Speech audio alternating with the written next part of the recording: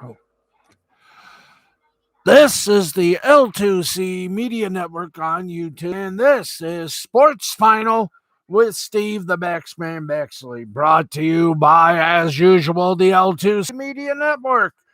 And now, along with yours truly, Harry Von Stuttgart, get the details that makes the headlines in this world of sport go round, even though our sporty balls are a little light tonight.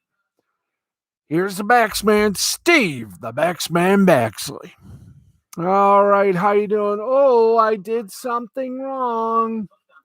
Yes, I know what I did wrong, so we're going to write it right now on live Teletubby. There we go. Excuse me here. Ooh, boy, the ketamine Uno, you really got to learn where to go. Okay, how you doing, everybody? It is I, Steve the Baxman Baxley. Let's turn that white, please. Thank you. Hi, it's Steve the Baxman Baxley here, and we have got a very interesting show. We're going to 45 minutes long, but we have got somewhat of a light day in the old sports land, so let's get to it. Score segment, and as you know, all the scores we give you tonight are presented by the goodness, gracious heart and soul of William Hill Sportsbook. Remember, they want you to make it interesting. We want to make sure you do it responsibly. All right, here we go. Games that are, I'm going to say, still underway and or about ready to be put to bed. Let's go to it. Ninth inning, Brewers over the Pirates, 6-1. 6-6-0 for the Brews, 1-6-0 for the Pirates. Fifth inning, San Francisco Giants over the Arizona Diamondbacks, 3-1, 3-5-0 for Giants, 1-3-0 for Diamondbacks. Is that it? Yeah, that's all for the games that are still there. But right now, final in 10 innings, and boy, what 10 innings they were. The Cleveland, I don't know what they're going to call themselves. We've explained the reasons why. It seems the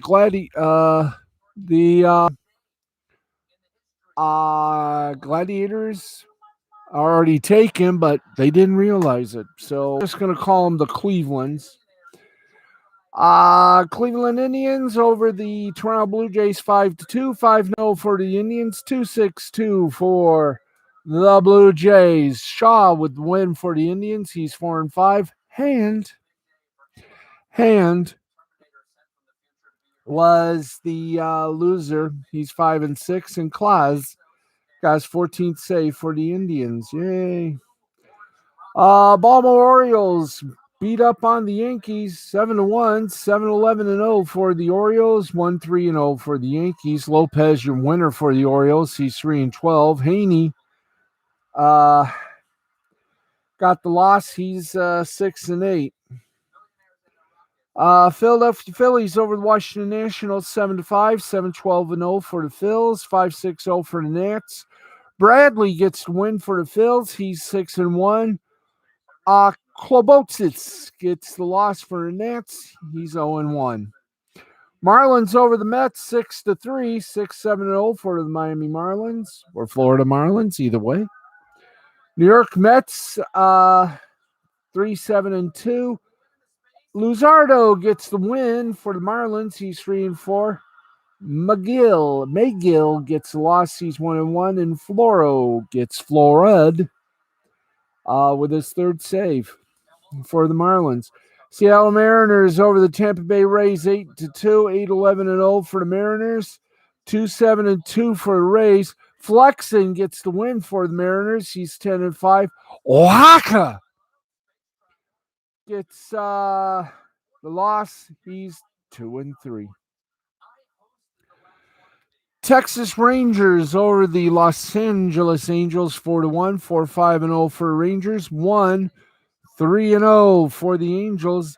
Dunning gets the win for the Rangers. He's 5-7. Rodriguez gets the loss for the Angels. He's 2-1. And Patton, he gets a save and slaps his first victory. And folks, that is shockingly it for the majors. Let's go for the minors and see how they went for today. I have a feeling we're going to be on the air for about 45 minutes just to give credence to the lightness we've got here in the world of sport. And I'm going to go for the laughs and not the politikis. Okay, let's get going here. Okay, AAA, bottom of the eighth, it is Sugarland over El Paso 7-4. Top of the ninth inning, Salt Lake and Albuquerque are tied at 10. Top of the fifth inning, Reno and Sacramento are tied at 1. Bottom of the fifth inning, Tacoma leads Las Vegas 5-3. Let's go for a final score. Oklahoma City beat Round Rock 9-3, 9-5-0 for Oklahoma City, 3-5-1 for Round Rock. Man, that's short. Let's go to AA. Beep, beep. And no game scheduled tonight in AA. How about High A? High A, they took the night off. How about Low A? Did they take the night off? Or are we going to have ourselves a buzzer time tonight? We may just have to do a live reading to pad the rest of the show. Boy, this is going to be fun. Okay, we'll see if we can't pad. But as they say, we can try to pad it. Ladies and gentlemen, let's pad it. And right now, let us go to NBA free agency Fandango. That's right. It's that time again after the draft. It's time for free agency Fandango. Where are they going? Or are they going anyplace? Well, we're going to find out for you. Of course, free agency Fandango has no sponsors. Why? Because we're cheap. All right, let's go to the free agency tracker and tell you where things are, where people are going, where things are spreading around. So let's do this properly. Here are the top 2021 NBA free agents. Let's go to it. Quiet. Excuse me. Yeah, I'm not a sprinter, and frankly, thank you. All right, let's get going. Let's go through these one at a time. Kawhi Leonard is still with the Clippers. He's an unrestricted free agent. He's the top dog. Number 2, Chris Paul, the point guard. His last team was the Suns. He's staying with the Suns. He agreed to reportedly a 4-year deal worth up to $120 million. A shock heard round the world. I know that, folks. We're all shocked and a little surprised. Let's keep going. Kyle Lowry. The point guard went from went from A to B. I wish. Okay, to the Miami Heat. Agreeing to a 3-year, $90 million deal. Mike Conley, the point guard from the Jazz to the Jazz, 3-year, $74 million deal. John Collins is yet to be dealt. He is a restricted free agent from the Atlanta Hawks. Number 6, DeMar DeRozan from the San Antonio Spurs, also unrestricted. He's a wild man with an even wilder father. That's right. Lonzo Ball goes from is there some way possible we might get this bigger here, guys? Or should we just go to the NBA site du web? I think we'll go to the NBA site du web because it's hard to read these. It is hard to read these. I am not kidding. But let's go to free agency 2021. None. That's right. Shall we do this? We're doing this anyway. Okay, we got a lot of people. We're going to try this again. Yeah, we're going to try this again. Somewhere, we're going to try this one more time. Hello. There we go. Let's go to it. Bam. Alrighty. Let's yeehaw here. Let's go to the free agency tracker. And let's go to it. And we got a lot here. How much of a lot? Oh, not much of a lot, but a lot. So here we go. A to Z. Jared Allen is a restricted free agent, still with the Cleveland Cavaliers. Costas Anteko. Oh, wait a minute. This is the 2021 free agency. Excuse me. This is all wrong here. This is totally all wrong here. Let's can we do one better here, guys? Is there anything better to do this? I mean, come on. Come on, folks. Free agent frenzy. Let's do this properly. Okay. We got to do this. Let's do this here. All righty. Let's go to it with the free agents. Let's see. Wow. Okay, we got a lot of biggies here.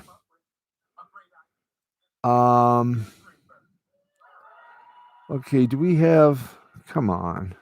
There's got to be, let's see here. Do we have anything to offer? Because, man, we got to have something to offer. Let's see. Want to do, see, we got to do one of these. One of these things is not like the other. You know, if we can do free agency, I'd be happy.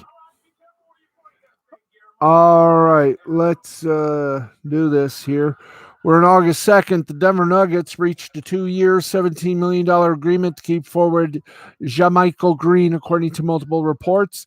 Los Angeles Lakers have signed Kent Bazemore to a 1-year contract. Dave McMenamin confirms from ESPN. Bazemore is the fourth Lakers signing who previously played for the team, along with Dwight Howard, Trevor Ariza, and Wayne Ellington. Free agent guard Max Strus is returning to the Miami Heat on a 2-year, $3.5 million deal. His agent, Mark Bartelson, told Adrian Wojnarowski of ESPN. Six-time All-Star Blake Griffin agreed on a 1-year deal to stay with the Brooklyn Nets. His agent, Sam Goldfeder, told ESPN's Adrian Wojnarowski, "But wow, this man's a real big ol' eh?" Free agent Norman Powell agreed to a 5-year, $90 million deal to return to the Portland Trail Blazers. His agent, Thaddeus Fauché, told ESPN's Adrian Wojnarowski. The New Orleans Pelicans are adding Charlotte Hornets restricted free agent Devontae Graham on a 4-year, $47 million contract in a sign-and-trade deal. Agents Ty Sullivan and Austin Brown told Adrian Wojnarowski New Orleans will send Charlotte its 2022 lottery-protected first-round pick, according to a source. Milwaukee Bucks agreed to a 2-year, $9 million deal with Bobby Portis, sources confirmed to ESPN. The second year is a player option. Center Cody Zeller has agreed to a 1-year deal with the Portland Trail Blazers. His agent, Sam Goldfeder, told ESPN's Adrian Wojnarowski. Center Daniel Theus has agreed to a 4-year, $36 million deal to join the Houston Rockets. His agents, Michael Tellem and Adrian Mintz, told Adrian Wojnarowski. Free agent guard Alex Caruso has agreed to a 4-year, $37 million deal with the Chicago Bulls. His agent Greg Lawrence told the Magic Man, Adrian Wojnarowski. Nick Bottom has agreed to return to the LA Clippers for a 2-year deal that includes a player option in the second year, a source confirmed to ESPN's Oom Young Mishook. Guard Derrick Rose has agreed to a 3-year, $43 million deal to return to New York Knicks, source told Adrian Wojnarowski of ESPN. Solomon Hill has agreed to a 1-year deal to return to the Atlanta Hawks. Free agent Dwight Howard is returning to the Los Angeles Lakers. This will be Howard's third tour with the Lakers. You think this means they're going to actually win something with LeBron? I don't know. All right.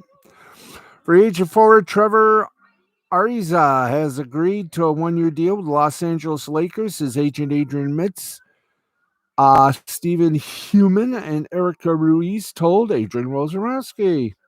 Free agent forward Mike Muscala has agreed on a 2-year, $7 million deal to return to the Oklahoma City Thunder.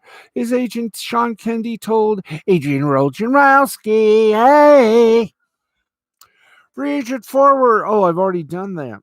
Free agent I've already done that. Free agent Zach Collins has agreed to a 3-year, $22 million deal with the San Antonio Spurs.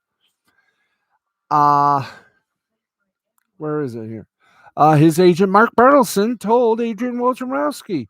Gary Trent Jr. agreed to a 3-year, $54 million deal to return to the Toronto Raptors. His agent Rich Paul told Adrian Wojnarowski the deal includes a player option on the Floyd year. Furkan Korkmaz has agreed to a 3-year, $15 million deal to stay with the Philadelphia 76ers. His agents Mike Linderman and Jeff Schwartz told Adrian Wojnarowski. Wing Reggie Bullock has agreed to a deal with the Mavericks. Financial terms not yet disclosed. They told that to ESPN's Tim McMahon. Finally, somebody talking to other people. Backup center Boban Marjanovic has a new 1-year deal with Dallas, source told Tim McHorn of ESPN, and he does care. They'll give him 3 seasons with the Mavs, who'll have his full bird rights next summer. Yay, Hoodles! Ain't y'all freaking glad of that? Let's keep going. Forward Mo Harkless has agreed to a 2-year, $9 million deal with the Sacramento Kings. Agent Nima Namakin told Adrian Wojnarowski. Sterling Brown has agreed to a 2-year deal with the Dallas Mavericks. A source told ESPN's Tim McMahon. Brown started his NBA career playing for Jason Kidd in Milwaukee. Shock. Free agent forward center Jeff Green has agreed to a 2-year, $10 million deal with the Denver Nuggets. His agent Jason Glushorn told Malika Andrews of ESPN the deal includes a player option in the second year. Long-range shooter Doug McDermott has agreed to a 3-year, $42 million deal with the San Antonio Spurs, according to another ESPNer, Zach Lowe. Phoenix Suns all-star guard Chris Paul, who opted out of a $44 million player option Sunday, agreed to stay on with the Suns with a new 4-year deal that could be worth as much as $120 million. His agent Steve Human and Ty Sullivan told Adrian Wojnarowski. Free agent forward Torrey Craig has agreed to a 2-year, $10 million deal with the Indiana Pacers. His agent Dave Spahn and Austin Brown, secret agent, told Adrian Wojnarowski. Kyle Lowry is indeed headed to South Beach as he has a 3-year deal with the Miami Heat and a sign and trade deal with the Toronto Raptors. TJ McConnell has agreed to a 4-year, $35.2 million deal to stay with the Indiana Pacers. His agent Mark Bartleson told Adrian Wojnarowski. And by the way, the Toronto Raptors saying a source told Adrian Wojnarowski about Kyle Lowry. Why doesn't he want his name mentioned? I don't know. The Miami Heat and Jimmy Butler are progressing toward a max contract extension that could be worth up to $184 million over 4 years, sources told Brian Windhorst of ESPN. Butler and the Heat can finalize the deal over the next week and officially come to terms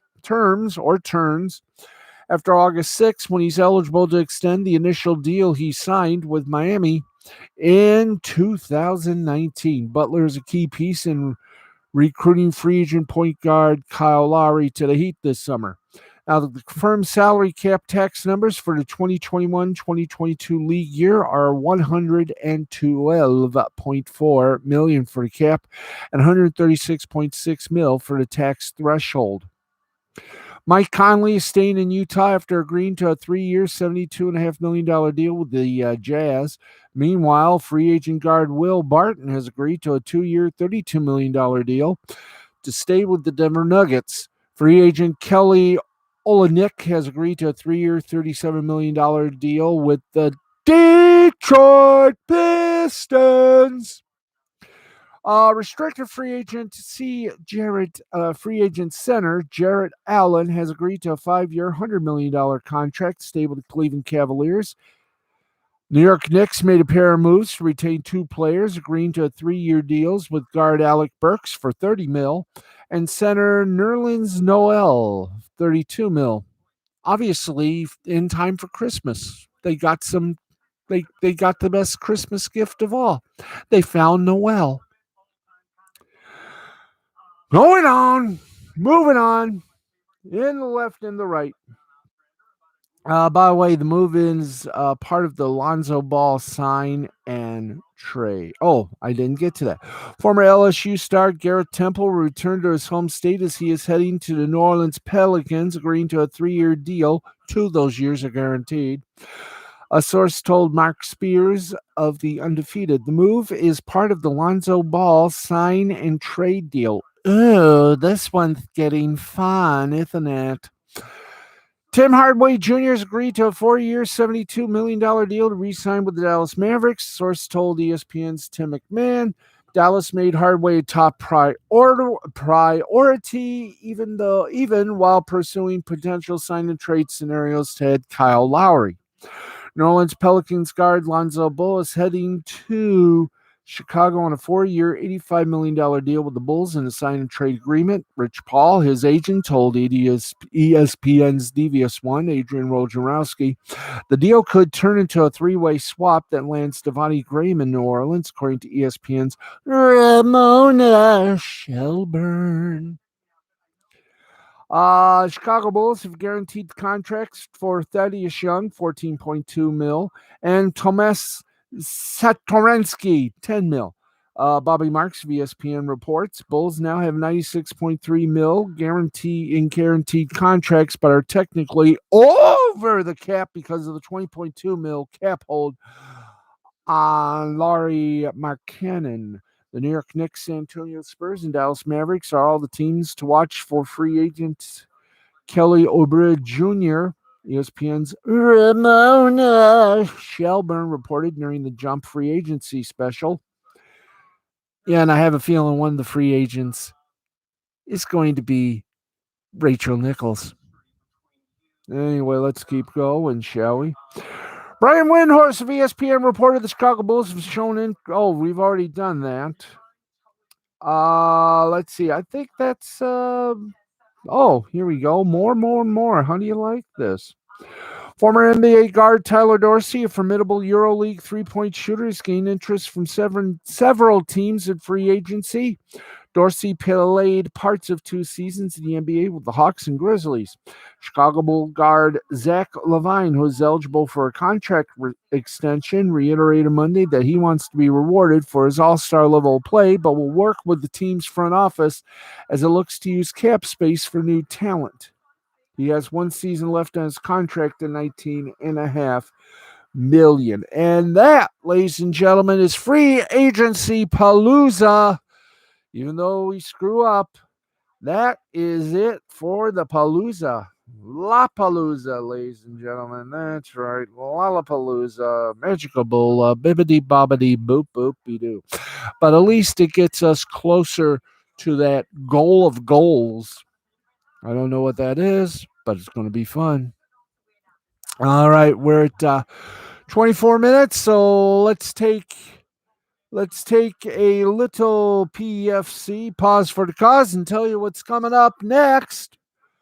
Nerdrotic has joined Nick Rekieta to discuss essential liberties. That's right, Nerdrotic will join Nick Rekieta of Rekieta Law, the humble Nick Ricada, Minnesota lawyer, on his show, of course, known as Lost Bleeding the Interwebs. It is on tonight at midnight Eastern, 11 o'clock Central Time on the Ricada Law Channel here on YouTube. And with that said, ladies and gents, boys and ghouls, cats, kittens, frogs, hogs, and other sources of fun-filled material, let's get to it. Let's go all out, baby, for a good time. And in the Gold Cup, what do you say about the the United States men's national soccer team? But good on you. You may not have went to the Olympics, but you did win the Gold Cup. You beat Mexico 1-0. In women's Olympic football, oi, wasn't good for the lady soccer team for the U.S. They got blanked by Canada 1-0. They will take on Sweden for the gold medal as Sweden down to Australia 1-0. So for the gold medal, it'll be Canada and Sweden. Sweden, of course, Sweden or Canada. They're playing actually the gold and silver. One of them will get gold, the other will get silver. Meanwhile, the U.S. and Australia will be playing for bronze and tin. All right, Scottish Championships. Kilmarnock defeated Ayr United to zip. Danish Superliga. Nordsjælland over Sanderlik 2-0. Finland, we love you like a brother. Interturkur and Honka, they made it simple. They went to a ballet. Why? Because they score was 2-2.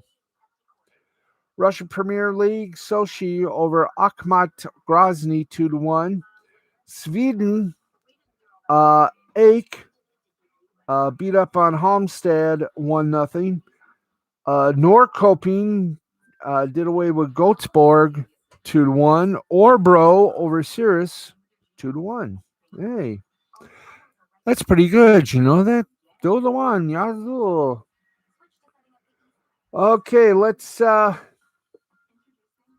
get you up to date on the fun and excitement that is the media world of sports. A notable sidebar to the story of the SEC's TV money lapping the non-Big Ten competition, even ahead of the upcoming editions of Texas and Oklahoma, and the extra money likely coming in there, is how the conference was doing that with a schedule of only 8 conference games a year. Big 12, Pac-12, and Big 10 have all been playing 9 conference games lately, and they've lobbed some complaints at the SEC. Oh, golly gee, Wally Wibblers. For their lower conference schedules. Yes, some of the SEC's out-of-conference matchups are prominent games at neutral sites or in a home-at-home series, but some of them have been easy wins against Group of 5 or FCS teams, which have drawn a fair bit of criticism.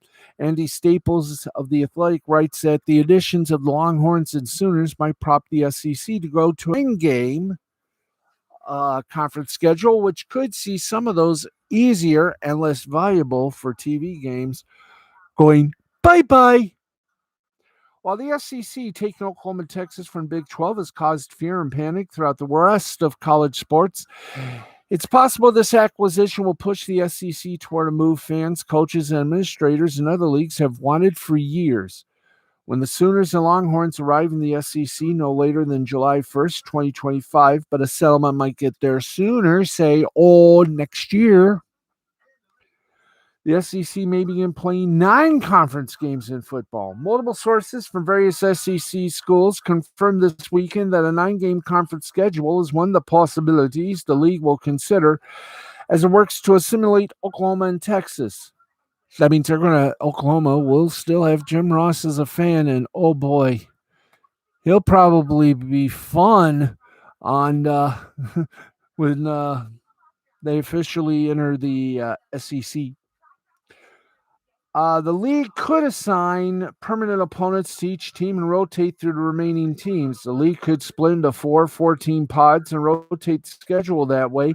They could also keep the two divisions, though there's fear that might seem like two separate conferences, but everything is on the table. There are, of course, some challenges with adding another conference game. One is about having your teams in strong position for the college football playoff and the other bowls. Home non conference games against teams unlikely to beat you can be quite useful for bolstering your win loss record and points margin. And for less successful SEC teams, they've often been very important towards achieving a 500 record and a bowl berth. Those games also give the SEC schools another home date each year, whereas a league game or more competitive game would likely only be at home every other year. Now, it should be noted that the current setup comes with significant benefits for the group of five or FCS opponents. The money those teams receive for a road date against a power conference team often helps to fund their overall program, and those games often come with a better TV exposure than their own league games. But with that said, there are quite a few reasons for the SEC to look at adding another conference game, both for TV and in-person fans. For in-person fans, Staples mentions that any sort of 9-game schedule, he has plenty of proposals for what that might look like, would lead to SEC schools visiting current cross-division opponents more frequently, which would be more interesting, more valuable ticket for the home fan base. And for TV, this would add more games with SEC schools facing Power 5 opponents, and there's a lot of appetite for those games. This should also be considered in light of potential playoff expansion to 12 teams. If that happens, boom. That's probably another reason for the SEC to move towards 9 conference games. In the 7 years of the 4-team college football playoff so far, the SEC has had 8 teams involved. That's tied with the ACC for most, with the conference champion picked every year. An SEC championship game runner-up Alabama also picked in the 2017-2018, where Alabama would go on to beat Georgia in OT in the title game. So the current system was absolutely working fine for them, as Commissioner Greg Sankey told Paul Feinbaum this week. But the SEC is definitely still interested in an expanded playoff, and Sankey was part of the subgroup that wrote the particular 12-team proposal under consideration here. And a 12-team setup would likely see them with at least 2 teams in each year and could see them... thank you. With each student and could see them get 3 teams on many occasions. While that might not lead to quite as much of a percentage of playoff participants as a consistent quarter, that could occasionally rise to 2/4 under the current setup. It still leads to a lot of this, a lot of money around the extra games. And trust me when we tell you, folks, that's got some there we go. That's got some magic, magic. Thank you. I wish I can finish this up, but let's just say it does have some magic. None of this seems certain or decided at this point, but it is interesting to see Staples signing multiple SEC sources saying that 9-game conference schedule is one option around the additions of Texas and Oklahoma. We shall find out what happens. Stay tuned, as they say. That's a good story right there. Okay. For those of you in Los Angeles, guess what? You're going to love this. K7 in Los Angeles, Aqib Talib, Mina Kimis, and Andrew Siciliano will call the preseason Los Angeles Rams preseason action for ABC 7 in Los Angeles. This is going to be fun to see. Let's see. Do we have anything else left in this? Nope. But it's going to be fun. The game will be available on local radio, ESPN LA 710 and KWKW 1330, which will also broadcast Rams regular season games. It'll be streamed on the Rams website. Yay! Yay! Yay! Um, as you know, the Lions, um, we don't know exactly who's going to be doing the play-by-play since Matt Shepard is going to be a little bit busy with a thing called the Detroit Tigers. So stay tuned for that. The president of OKLAHOMA has cited his reasons for his school leaving for the SEC. Oklahoma and Texas are on their way to the SEC no later than 2025. Only be sooner via some kind of buyout, payoff, lawsuit. But until then, the Sooners and Longhorns remain a part of the Big 12. But with the SEC formally blessing the new schools into the fold, Oklahoma President Joe Haraz pointed to the media partners as a major reason why the SEC was appealing for the football program. Specifically, Harzad mentioned Oklahoma's distaste for Fox's Big Noon Saturday scheduling, which placed multiple OU games at 11 a.m. local time. No kidding! That's shameful. They should be hung. I'm being facetious, folks. That's a weak excuse. From the AP's Paul Weber. What has changed between 2012 and today? Herzog said. The answer is everything. Haraz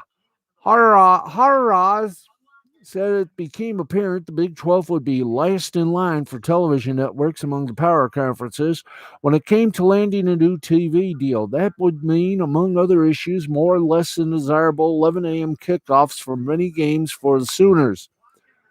Being last in line has consequences. You've heard conversations from Castiglione talk about not enjoying 11 a.m. kickoffs. Our fans talk about that. It also matters to student athletes and those who will go before you in terms of negotiations for 2025 and beyond. If those premier slots are already taken up, it impacts things in a material way. It translates to, well, what the guy's trying to say is they're bored. Back in May, the school released a statement lamenting the decision to put Oklahoma's game against Nebraska at 11 a.m. Central, which in retrospect feels like a pretty early sign of discord for the Big 12's attractions. Now, as the Big 12 accuses ESPN of engineering the entire shakeup, it's interesting to look at how another network's actions may have also unsettled things. Now, obviously, Fox has a vested interest in boosting their own ratings as they've attempted to chip away at college football dominance by the four-letter World of Sports network.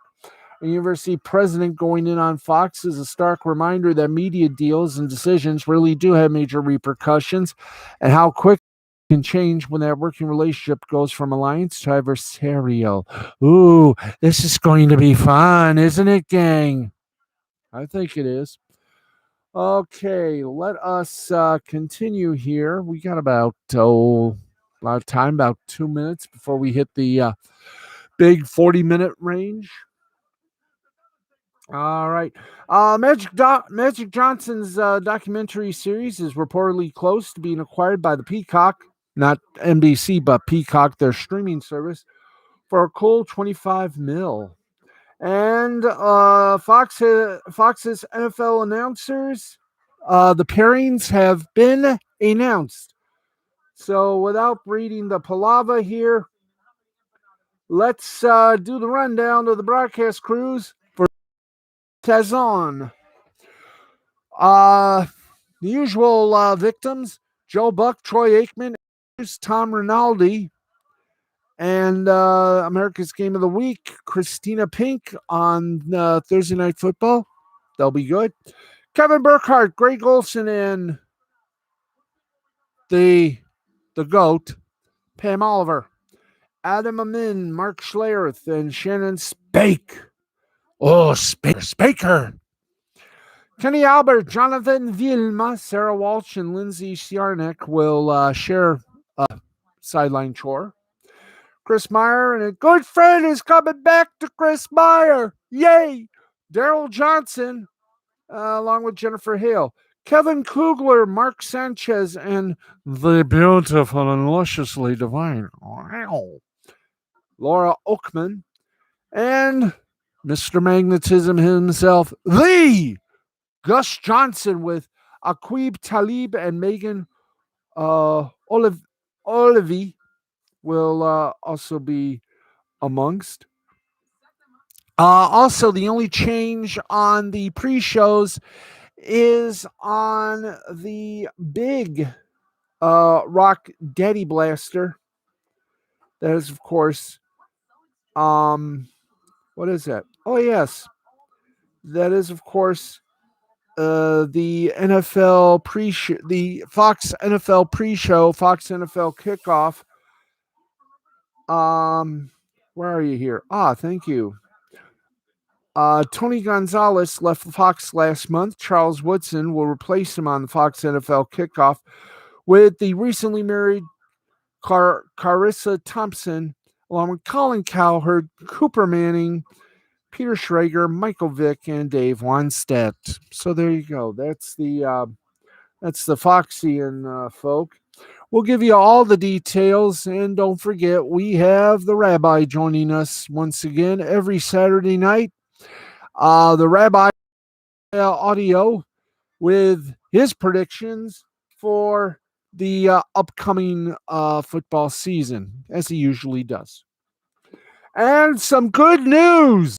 Yes, friends, we are.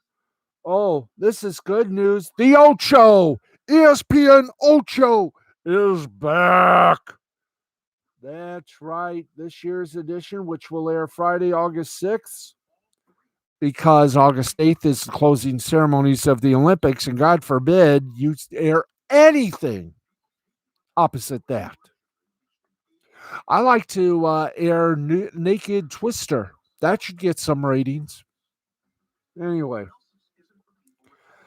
let's get going. Here we go. Here are what you will see on August 6th. August 6th? Did I make that clear? No, August 6th, right? Yeah. It'll start Friday, August 6th. So here it is. You got World Championship Cow Chip Throwing Contest. That's right. You want to change? If you want it explained to you, we'll explain it to you. This is where you throw dried up cow dung as far as you can. Think of it as the cow ship discus or cow shippus. No, cow shit discus. Thank you. Shuffleboard Crazy Eights. That's right. Now they've televised, ESPN has, the North American Shuffleboard Championships before, and is now bringing it to the Ocho. Crazy Eights is a version of the game in which players try to get 4 points by getting the weight to hang over the end of the board. World Championship Rototiller Races. Racers push a garden tiller, running fast along a dirt strip, trying to beat out their rival. Then there is, of course, now Fox did this one thing, Extreme Tag. Well, coming up on the Ocho, it's World Chase Tag. Take tag and combine it with parkour, and you have World Chase Tag. If you remember an old Monty Python bit, the World's Hide and Seek competition, think about that joke, okay? Reality hits. And so many more events, including Minecraft, Extreme Pogo, Mullet Championships, Air Hockey, a Pinball Invitational, and the Air Guitar Championship. The day will be capped off with the 2021 American Cornhole League World Championship from Rock Hill, South Carolina, 9 p.m. live. The event will include the ACL Celebrity Throwdown, including ACL professionals, football legends, and ESPN's Ryan McGee and Marty Smith in competition. ESPN will also have some Ocho-type programming for 3 days leading up to the all-day unique sporting events extravaganza on August 2nd, 4th, and 5th. Among the events shown will be the Cherry Pit Spitting Championship, Disc Golf, and Putt-Putt Championship. And if you go to ESPN's press room, you'll get all the listings of when they will air, what day they'll air, and air that will air. All right, let's go for. You realize we got about 2 minutes left on the broadcast. So, what are we going to do, you may ask? Well, I am going to tell you what we're going to do. We got to do just one more thing. Yep, that's right. We got to do our Olympic coverage. So here we go, and then we will disappear in front of your eyeballs. Thank you very much. So, if you're ready, I'm ready. If you ready, yes, we's all ready. We's all ready for this. All right, let's go to the final lap that we love to call the world of sport. The world of sports. That's right. Let's see if there's anything we can update you on. Oh yeah, we do have to have the medal tracker. Medal update. That's right. By the way, just to remind you, Simone Biles, you're going to have to wake up real early, and you got to have a subscription to Peacock because that's when it'll air. 4:55 this morning. 4:55 a.m. It'll be streamed on NBCOlympics.com, NBCSports.com, and of course the NBC Universal streamer Peacock. Of course, you can watch us because we'll tell you in our as we begin our updates on Facebook Live all that happened. Speaking of all that happened, let's see. We've already done the soccer part. Basketball, here we go for the playoffs. Slovenia defeated Germany 94-70. Here's the Olympic Games for women.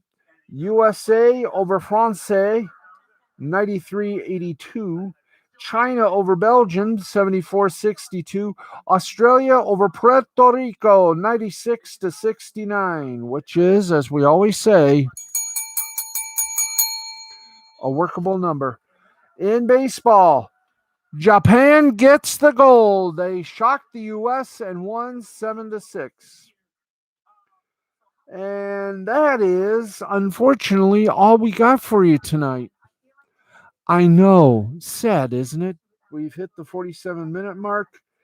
It is sad, but it is true. We is done for the evening. And for the first time ever, we hit the mark with class, style, and dignity. We're going to try not to do that tomorrow. So, folks, that's going to wrap it up for us on a light and little fluffy Monday in sports. Our sporty balls were half full of sporty juice, and we just spent it all, folks. What can we say? But it's been a fun one. Thank you all for tuning in. And we will talk to you tomorrow night at 11:35. Don't forget, we will update you immediately and more. We'll update you on Simone Biles tomorrow about 8:30, 9 o'clock. We'll get you the results. For those of you that actually care about the Olympics, even if you don't, we're still going to do it. Of course, everything else, you can check us out at 11:35 Monday through Saturday, unless a major event takes place, in which we will be on after that event. Sunday nights, we're on at midnight Eastern Time. So with that said, thank you, everybody. And just think, after the Olympics, we have a new permanent board and a new look debuting next Monday. So you will love that, I hope. But for right now, for all of us here at Sports Final, I'm Steve the Baxman Baxley, for our announcer, Mr. Harold von Stuttgart, who's a pretty lucky and pretty nice guy. I should know. I'm one of his close friends. I'm his only close friend. Thank you for joining us here at the Fred McLeod Sports Desk. We will talk to you folks tomorrow night at 11:30. This has been a presentation of Mystifying Creativity Productions in association with L2C Media Network and L2C Sports. Talk to you all tomorrow. Until then, for everybody here at Sports Finals, Steve Baxley. Bye-bye, everybody. Take it easy. Good night.